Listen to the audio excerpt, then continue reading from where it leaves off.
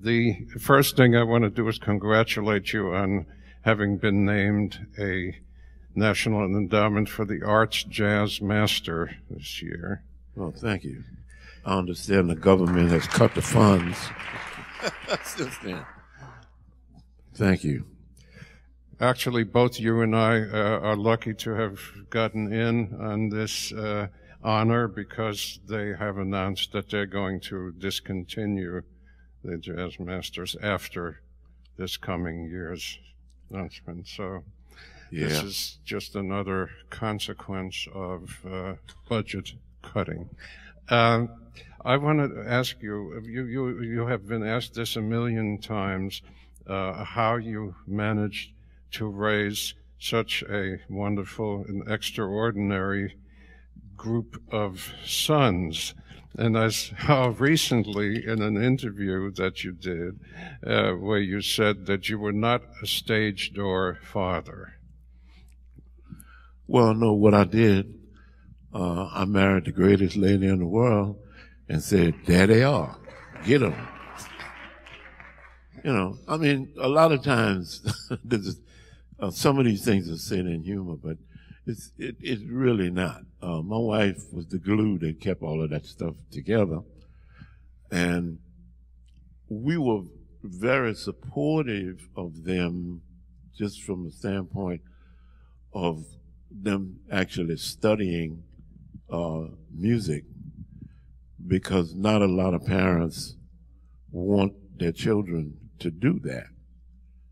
And I spent 12 years at the New Orleans Center for Creative Arts high school, and it could be very difficult to recruit high school students to come and study music seriously, because everybody's parents want them to be doctors and lawyers and what have you. So we didn't really push them, but we did make sure that they had the proper music instruction. Now, when I say that, I was teaching music at that high school, but I didn't teach any instrument, you know, because people will say, well, did you teach how to play a trumpet? No, I don't know how to play no trumpet. And I wasn't about to try to teach him a trumpet, nor teach Branford saxophone or Delphio trombone, and definitely not to teach Jason by drums. You know, but there were people, fortunately, that I knew in the city who was good at those particular instruments, and we could get them to help them on their way. Among the students that you had at that school in New Orleans, quite a few illustrious names like Terence Blanchard and Donald Harrison, and also Harry Connick. And I remember seeing you in New Orleans at a concert, which was, I think, one of the early reunions of everybody, where you and Harry performed a duet on two grand pianos, and that was really quite something. That was in 2001, the year that I retired from the University of New Orleans. But ironically, Harry and I had done two piano performances, one at, I think at Wolf Trap, even earlier in Washington. And Harry Connick Jr. is a good example of what it is that I was talking about.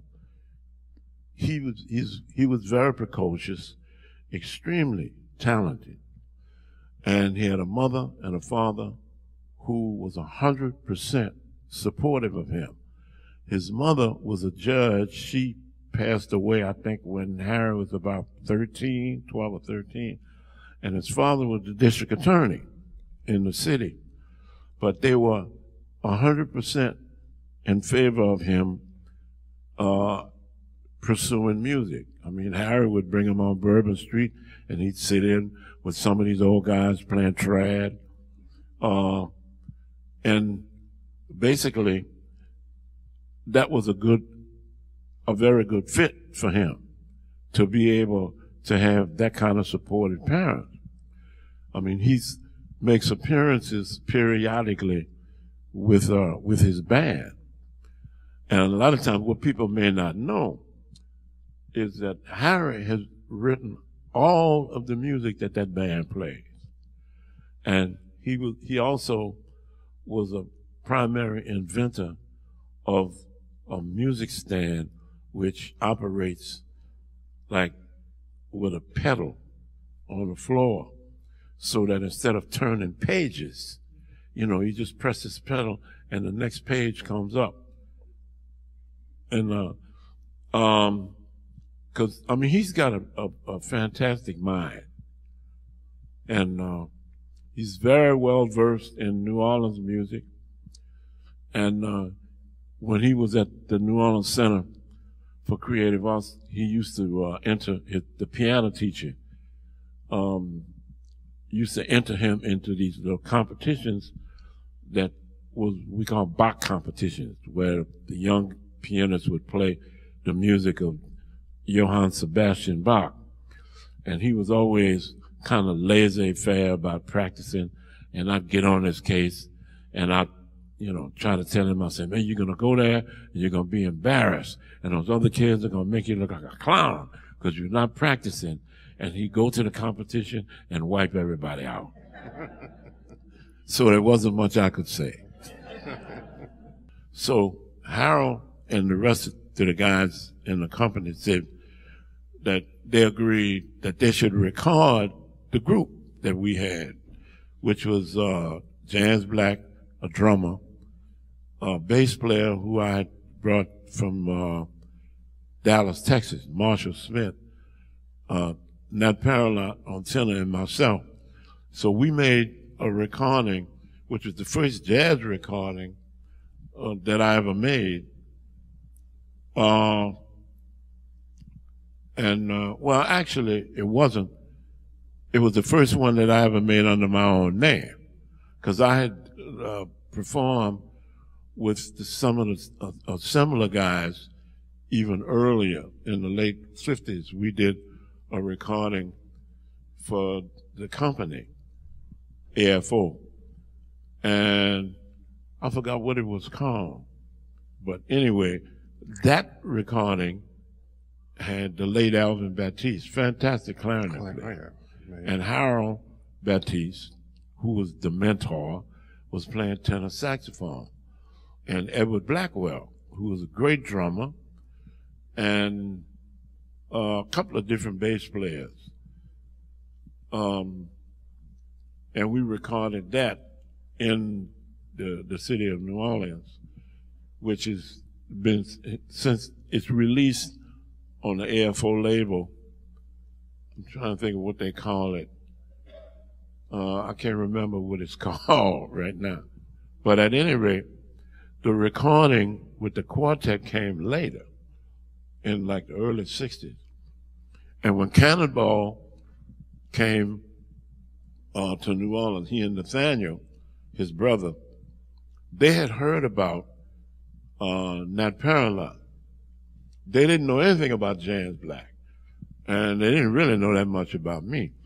But they came to New Orleans, and when they heard James, they were really surprised. They tried to get him in the band, but he went with Yusuf Lateef's band instead. And we made this recording it was originally called In the Bag,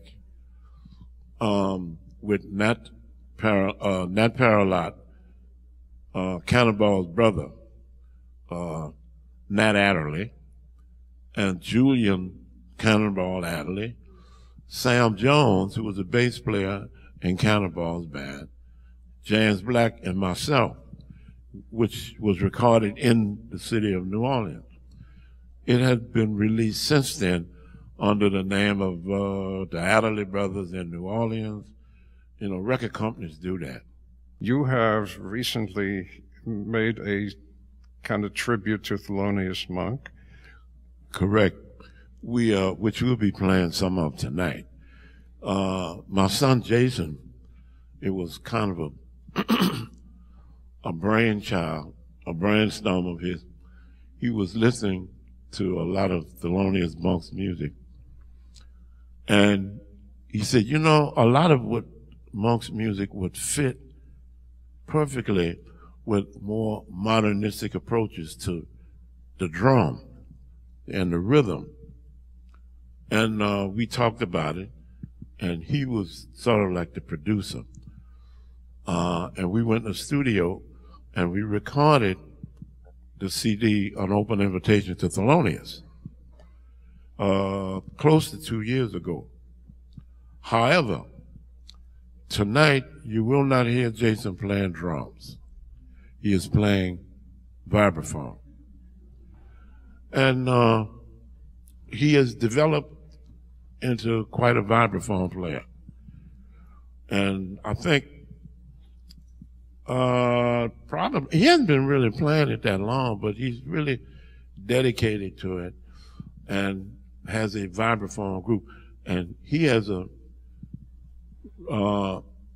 CD out called Music Update, featuring him on his on vibraphones with his own group.